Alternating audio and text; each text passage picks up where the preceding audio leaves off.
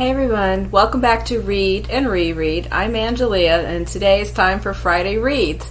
I've spent like half an hour moving around this way and that way with lights and angles and window blinds and all this stuff, trying to figure out lighting in this room. But it's one of those days where the sun keeps coming and going, and then I'm just haven't learned all the corners of this room. So if I look really weird or ghostly, that's why. So I'll eventually get control of the situation. But if you saw my last video, this week has not been the most smooth and in control kind of week. So when last we met, my glasses had fallen apart. And these are my old glasses. I can't believe I just happened to find them in a kind of down in my dresser drawers. But I came up with them, and they're really kind of close in prescription. The reading portion, I think, in the new ones is a little stronger, but the rest of the part, like the astigmatism part, is kind of the same. So these will do until the ones I ordered come in. So that's one crisis averted. Daughter with apartment crisis is kind of under control now after the what she experienced as a miracle, because she just kept going to class and going to work and come home, and all of a sudden all the problems started improving because the parents behind the scenes were on the phones with the managers of the apartments getting things worked out. She's like, how did y'all do that? Like, mom power, dad power. What else? Oh yeah, the washing machine that was leaking has been replaced, and we're now testing it out. The plumbers are continuing to work, and so if you hear any weird noises, they're actually under the house. It's rather disconcerting. Like, you go in the bathroom and you hear voices floating up because they're tunneling and replacing pipes under the house. We've had a change of administration on the plumbers because yesterday one of them had workplace grievances and basically had a meltdown under our house and out in the yard and left, just kind of quit until the I can't make these things up. This is the week that was. But there was some reading and some television viewing. So we've been watching The Sandman, the adaptation of Neil Gaiman's graphic novel. I have not read that graphic novel. I've read some of his children's books, but I have not read his adult fiction or his graphic novels. But apparently this is a beloved series, and that according to the reviews, people that are fans of the books are liking this adaptation. So we've been watching this because we, every now and then we're up for trying out a fantasy, but we ditch a lot of them because some of them are just so hokey and bad, even though they get good reviews. So the first few episodes we were kind of on the fence because there's some aspects of it that were just kind of like, because like the guy himself who plays Morpheus or Dream, he always talks like this, and he's very grim all the time. So we were like, okay, this could get old. But some of the other characters are interesting, and it took a turn around episode 5-ish where it got really interesting. They started bringing in some side stories that I guess are going to connect, and backstories explain different characters. And there was especially a little tour de force by David Thewlis. I guess that's how you say his name, but that's an actor that we like, and he was in it, and he had a very rather chilling role. So it is. It's not like a light-hearted kind of fantasy. It's pretty dark and grisly at times, but so we're still watching it. As the episodes come out, we're still watching Reservation Dogs and Only Murders in the Building. I think Only Murders has one episode left. I don't know about Reservation Dogs, which out of the bunch, that's definitely the one to watch. That's the one that's actually a really excellent TV show. But anyway, so that's what we've been watching. And in reading, I did read 2 books this week, believe it or not, with all of those other things going on. So first of all, I read this short story collection, You Think It, I'll Say It by Curtis Sittenfeld. And like many short story collections, I found the experience to be kind of a mixed bag. And there was a couple of stories that I thought were really, really good. And then there was several that were pretty good. And then one or two that I was sort of like, eh. So my favorite story, though, in the collection, if you only read one story from this book, my favorite story is called The Prairie Wife. And in this story, there is a woman who, in the current day, she has a spouse and children. But she reflects upon when she was in college and she had a job one summer as a camp counselor, and she had this short but passionate encounter with this other young woman at the camp. And the young woman was a very proud out lesbian, and she had her first sexual experience with this woman. But at the time, she herself was rather homophobic. She didn't want to explore this, or she just wanted to present as straight, and she kind of resisted being categorized by this experience at the time that it happened.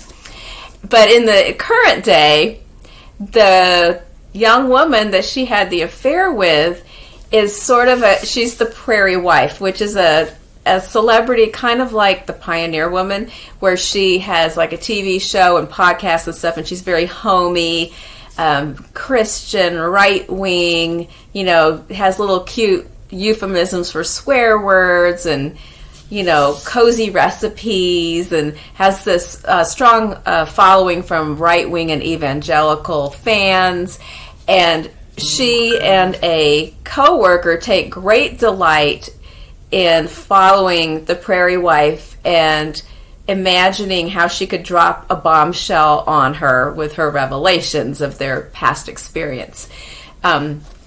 She and this, that's the fun part of the story. She and the co-worker, instead of working, this gleefully cooking up schemes to expose the Prairie Wife. And so that story was my favorite one. I won't tell you what happens. I'm not going to spoil it, but that's kind of the setup of that story. And then there were some other ones that were good. There was sort of, I noticed a lot of times when you read a whole collection of stories that were written to be a story collection, sometimes there's certain themes that it seems that the author is working through. And there's definitely several stories that have to do with reckoning with some kind of incident from the past. That was one of them. There's also several that have to do with having a relationship with someone else's spouse that's not exactly an affair, but more like an emotional or friendship affair. There was a few different stories that kind of explored that, where two people are communicating or have some kind of connection with each other that feels kind of inappropriate and kind of intimate, but it's not physical. And she explores that more than once, and that was sort of interesting in the collection as well. So overall, it was pretty good. It wasn't as mind-blowing as it seemed to be when I heard it recommended on a podcast, but I did like it. And some of the stories I would read again.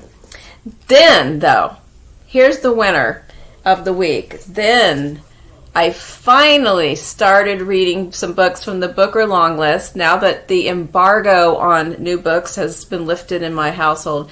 And I read Small Things Like These by Claire Keegan. And this was just a beautiful little book. This was just short and stunning. One of the reviews in the back from Hilary Mantel, where she says, every word is the right word in the right place, and the effect is resonant and deeply moving. And I think that really nails it. It is short. It takes place in Ireland in the 1980s, but it has a feel of a time that could have been further back, because the people in the story live in a very small town. There are a few elements where it is the 80s, like the main character's daughters wanting things like a Queen album for Christmas. But basically it's the story of Bill Furlong, who's a man who delivers coal and other wood and things for people's heating needs, is what his job is. And it just is all consuming because the need for things just never ends and goes on, and he often thinks about, what else is there, because it's just like, get up, do these things, fill the orders, come home. And his wife is, real busy in the house. They have 5 daughters, and it's a little slice of life of what it's like in this town the week before Christmas, the traditions that they follow in their home, like the baking of the Christmas cake. And then an incident happens, and I had to stop and look up some information about the Magdalene Laundries in Ireland, which basically ran all the way up until the last one closed in the 90s. And it's pretty shocking. So before you read the book, you might want to look up even just a Wikipedia article about the Magdalene Laundries as a background. And I don't want to give too much away, but when he is delivering coal to the local convent, which also runs a girls' school and runs the laundries that washes all the linens for the businesses in the area. And he discovers something when he delivers the coal. And it challenges his thoughts. It disturbs his peace. It kind of even creates a rift between him and his wife and some other people who have a different point of view.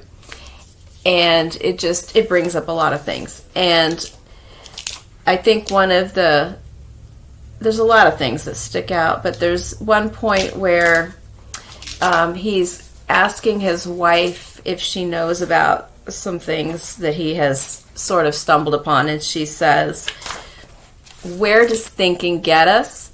All thinking does is bring you down.